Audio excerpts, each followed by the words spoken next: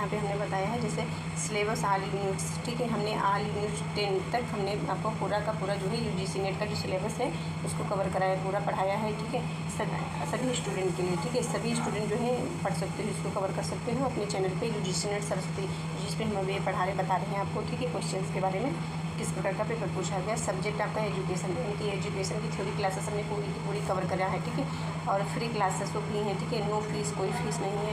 Paper first difficult था, इसके बारे में थोड़ा बात करने वाले हैं।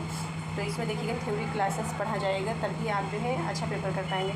तो आप जानते हैं कि जब तक कि आप जो है पूरा का सिलेबस नहीं पढ़ेंगे, जितना दिया गया है, ठीक है, ज़्यादा नहीं तो उतना तो पढ़ना ही पड़ेगा। और जो 2 क्वेश्चन हम बता रहे हैं, ठीक है, कि फिल्मी से संबंधित है, अदर जो पूछे गए तो बहुत ही खतरनाक टाइप की, ठीक है, जो सोचा भी नहीं होगा, तो ये प्रश्न पूछे गए, तो ये तो आपके पेपर में कहीं भी आपके सिलेबस में है ही नहीं, ठीक है, 10 यूनिट्स जो आपने पढ़ा, ठीक है, इसमें कहीं भी नहीं है। तो अब आपको जागरूक रहना है कि अदर नॉलेज भी रखना है, ठीक है। और यहाँ पे देखिएगा ये पूछा गया थ्योरी, ठीक है, थ्योरी पढ़ना ज़रूरी है। यहाँ पे ये दूसरा पॉइंट हो जाएगा, जिससे कि ये पढ़ा जाएगा तभी अच्छा पेपर हो पाएगा। थ्योरी पढ़ना ज़रूरी है आज जो है प्रेजेंट एंड भविष्य के लिए। जब आप थ्योरी पढ़ेंगे तो आपका जो है आज के लिए बेहतर होगा, यानी कि आपका नेट क्वालिफाई होगा, जीआरएफ क्वालिफाई होगा, पीएचडी क्वालिफाई होगा, ठीक है, और भविष्य भी आपका सुरक्षित होगा, ठीक है। जब आप आज पे काम करेंगे तो आपका फ्यूचर सही होगा, जब आपका फ्यूचर सही होगा तो आप बढ़िया अच्छे से जो है अपना जीवन व्यतीत कर पाएंगे। तो आप जो है अच्छे से पढ़िए और अच्छे से आगे बढ़िए। और ये आज का मतलब हो गया जैसे कि आपने नेट क्वालिफाई करा है, ठीक है, नेट एंड जो है एक आपका पीएचडी होता है, ठीक है, पीएचडी एक आपका जीआरएफ होता है, तो जीआरएफ हो गया, ठीक है, जीआरएफ। और ये जो क्या कहते हैं यूजीसी नेट, ठीक है, यूजीसी नेट के, ठीक है, जब इसको आप क्वालिफाई करेंगे यूजीसी नेट को तो आपको क्या क्या फ़ायदे होते हैं। तो आप जानते हैं कि यूजीसी नेट ये तीनों एक ही चीज़ है, ठीक है, आप पेपर आपका एक ही होता है। जीआरएफ क्या होता है, नेट क्या होता है, तो ये एक ही चीज़ है, जीआरएफ भी और नेट भी ये एक ही चीज़ है, ठीक है। इसमें जो है जीआरएफ जब आपका हो जाता है, कहने का मतलब है कि इसमें जो है जैसे कि 100 में आपको जो है 90% आप ले आए मार्क्स, ठीक है, तो आपका जीआरएफ हो जाता है, ठीक है, यानी कि जीआरएफ हो जाता है। 80% ले आए तो आपका हो जाता है नेट, ठीक है, नेट हो जाता है क्वालिफाई मतलब। और इसके बाद जैसे कि 50% ले आए तो आपका जो है पीएचडी के लिए आप एलिजिबल हो जाते हैं। तो यहाँ पे ये दोनों आपका एक ही है, ठीक है, क्वालिफाई आप जो है एलिजिबल हो जाते हैं आप जो है वैकेंसी में बैठने के लिए, ठीक है। गवर्नमेंट जॉब जो वैकेंसी आपकी आती है उसमें आप बैठ सकते हैं और अपना जो है जॉब पा सकते हैं, ठीक है। ये आपका हो गया है नेट एंड जीआरएफ, ठीक है। तो ये एक ही चीज़ है, जीआरएफ नाम इसलिए दिया गया, इसके अंतर्गत जो है आपको सरकार पैसा देती है, ठीक है। और आप जो है क्या करते हैं, पीएचडी करते हैं, ठीक है। तो आप जब पीएचडी करते हैं तो आपको सरकार पैसा देती है, 4 साल आप पीएचडी करते हैं, ठीक है, या कह सकते हैं 5 साल। तो आपका जो 4-5 साल पीएचडी कंप्लीट होता है जितने साल में उसका आपको पैसा मिलता है, ठीक है। और ये एक फ़ायदा इसमें होता है जीआरएफ के लिए। बाकी एक ही चीज़ है एलिजिबल, ठीक है, यानी कि इसमें भी आप वैकेंसी के लिए एलिजिबल होते हैं, इसमें भी वैकेंसी के लिए एलिजिबल होते हैं लाइफ टाइम के लिए, ठीक है, जीवन भर के लिए, जब तक कि आपको वैकेंसी आए उसमें एज लिमिटेड जितनी भी हो, जिस प्रकार भी हो, ठीक है। और ये जो आपका पीएचडी के अंतर्गत होता है, पीएचडी ये जो बताया गया ये आपका 1 साल के लिए ही वैलिड होता है। और ये नेट एंड जीआरएफ मतलब ज़िंदगी भर के लिए आपका है। और ये पीएचडी जो है 1 साल के लिए होता है। यदि 1 साल के अंतर्गत आप एडमिशन नहीं लेते हैं तो आप जो है फिर से आप पेपर दीजिएगा तब एडमिशन ले पाइएगा।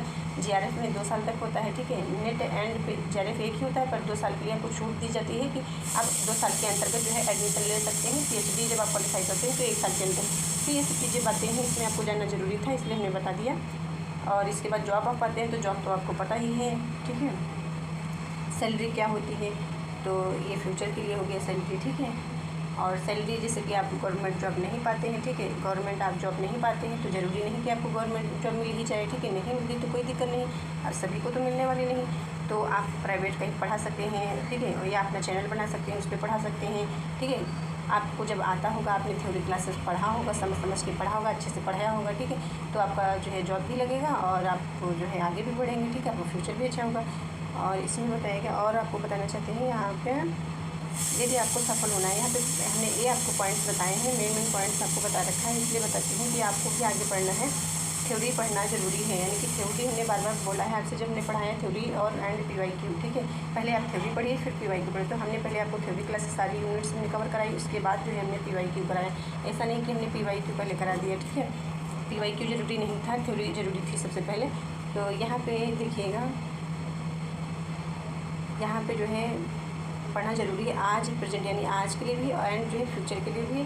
और यदि आपको सफल होना है तो सिलेबस को जो है डीपली पढ़ना है, ठीक है। यानी कि सिलेबस को आपको डीपली पढ़ना पड़ेगा, बहुत गहराई से पढ़ना होगा आपको, क्योंकि ऊपर से आप पढ़ करके कुछ नहीं कर पाएंगे, ठीक है। समझ के, जैसे कि हमने आपको कितनी बार बोला है, ठीक है। अवधारणा को समझना है, मतलब पूरा का पूरा आपको समझ के पढ़ना है।